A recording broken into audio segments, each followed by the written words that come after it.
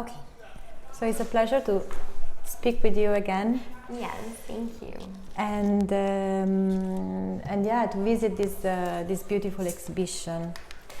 I know this exhibition is being presented already. Now it's closing, and it's beautiful to have the occasion to have this talk and this conversation, especially about your work and about the project and how your work relates to the whole project, to the house of the end of the world, and to the work of Dario, about which we spoke before.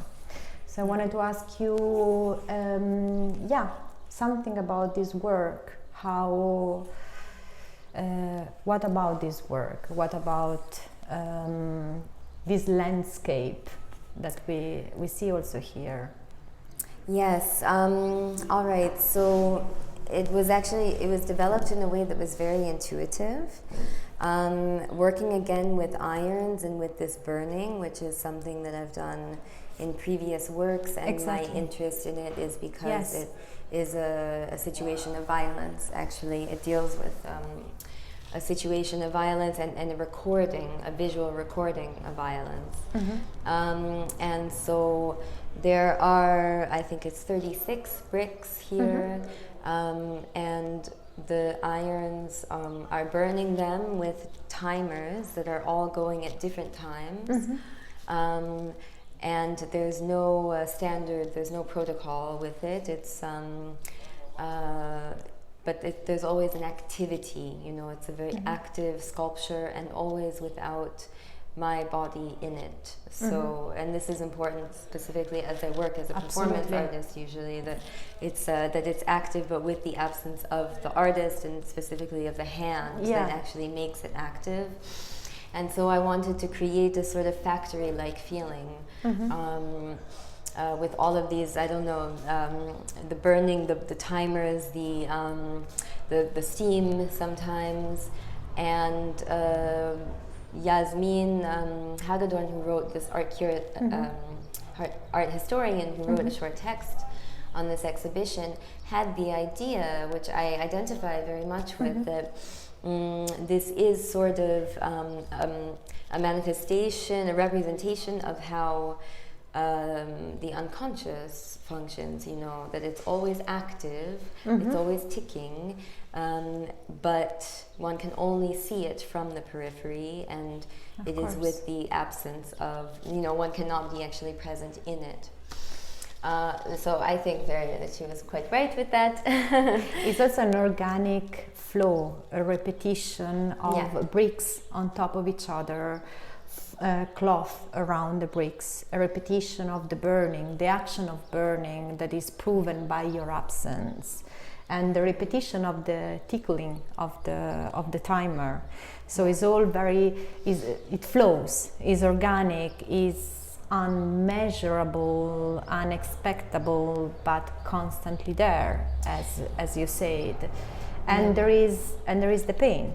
You were telling me that the iron and the burning for you. Yes, I mean, it's interesting because the iron, when the iron burns, actually it's not a visible burning. It's a violence that takes place covered, and then it's only revealed once it has been carried through with, Of course. And so I've never associated the iron really with something domestic or something female, it's been more the only use of it that ever really I could relate to or made sense to me was to burn something with it. And it's essentially like one of the ways that they brand a cow or something. But as it essentially does the same thing, but it has a nice, tidy, clean package where you don't see also what's occurring, and it's gentle and it's even pleasant, or and so this is exactly what I'm interested in, is these instances of violence, because I'm very interested in violence, but primarily psychological violence. And the instances that are very hard to decipher, difficult to distinguish, and are maybe even subtle in a manner that could easily be ignored or dismissed or erased. Of course, and repeated in time and yeah. continuously present, Yes, and yes. only then afterwards you would somehow be aware or acknowledge them. And it's interesting what you say, that while burning the surface is covered, so there is the pressure of the iron on the cloth, as well as there is the pressure of the bricks on top of each other. These bricks that are concrete, white concrete, and they are wrapped inside this cloth, and there is a system of meanings and meta meanings, which I think is the strongest one, which speaks about psychological violence and all these levels of perception that we can have about psychological violence, and that's somehow the landscape of it that is always there. And there are also different stimuli, I would say, because I can smell the burnt cloth. I could hear the tickling of the timers, and I can see your action, the action you did before, and you're present there through your absence in the landscape of your work. I wanted to ask you,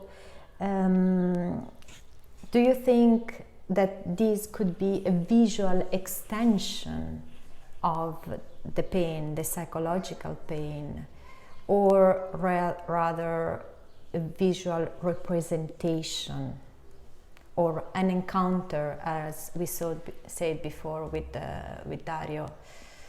He said it's not a visual representation, his work, but rather an encounter between his pain, his work. I was curious to know for you. No, that's a really interesting question. Yes, I also would not say that it's like an illustration of it or something, certainly that not. An encounter, I'm not sure about that either. There was one other option, there was one other... An extension. An extension, it's perhaps, I would say it's more related to that. It's simply like, I think that these structures that are present, consciously, unconsciously, associations and consequences of manifest themselves in different ways, with different faces, but all the time in the work that we make, in the actions that we do, and and so I would say it's a manifestation of, but just yet another manifestation of, in the midst of one many. of the possible manifestations. In the midst of many. What about the relationship with the space? Why you choose this room? Why your work now is here in this portion of the floor? Why is on the floor, and how it changed during the last month during this exhibition?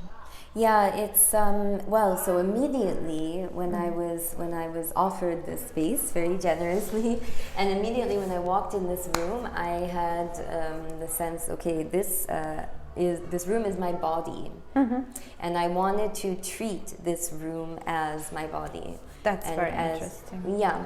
So making site-specific work, and recognizing the enclosed space as a metaphorical site for my body. And I still hope to work more directly with that, because the work in that direction is a bit more, it requires more technology. Of course. But then what organically developed was this situation, and I think that there's these elements here that are, symbols of home that I often deal with, and symbols of comfort. So like the pillow is appearing in many different ways. Okay, this is the performance from Kwadrat last year, burning the pillow with interacting with the body. But I've had pillows of ice, I've had pillows of stone, World War II gravestones, resting on these pillows of stone. And when I started wrapping this textile around these stones, I realized, okay, this is really a reference to that previous work where it's like it references the pillow, but it's a dysfunctional pillow. Yeah. And they're also closed with many pins, so it has quite a invisible violence there as well. Yeah, I can see. And so I think that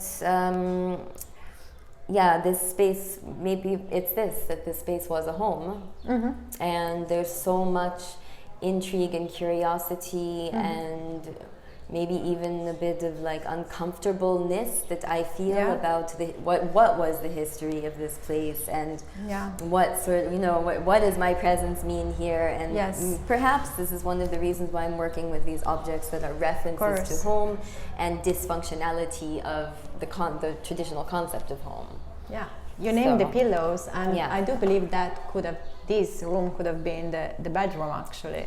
Perhaps, yeah. Perhaps. But I also noticed, when all of the bricks arrived, wow, it looked like a cemetery. Yeah, because then there is the stone, the coldness of the stone, but then the softness of the cloth, but then the cloth is wraparound.